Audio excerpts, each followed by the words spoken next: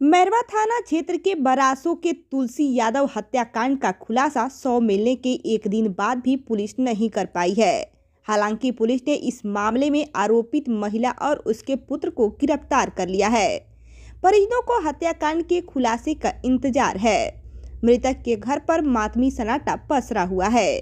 परिजनों का मांग है कि पुलिस जल्द इस हत्याकांड का खुलासा करे। इसमें कितने लोग शामिल होकर इस घटना को अंजाम दिए हैं, सभी आरोपियों को फांसी की सजा होनी चाहिए। मृतक तुलसी यादव को कोई संतान नहीं होने से उसकी पत्नी बहुत चिंतित है। उसके चीख पुकार से पूरा गांव गमगीन हो गया है। मृतक की पत्नी ने कहा कि घर में वे कमाऊ सदस्य थे। उसने 3 नामजद और 5 अन्य को लेकर आवेदन दिया था। तो आप सभी को हम एक बार फिर से बताते चले कि मैरवा थाना क्षेत्र के बरासो के तुलसी यादव हत्याकांड का खुलासा 100 मिलने के एक दिन बाद भी पुलिस नहीं कर पाई है।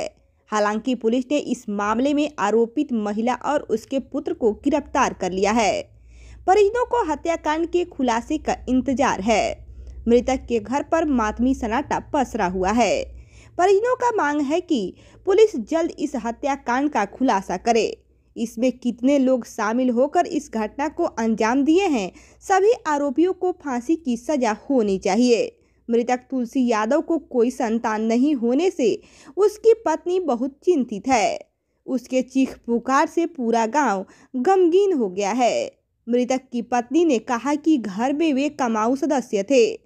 उसने 3 नामजद और 5 अन्य को लेकर आवेदन दिया था।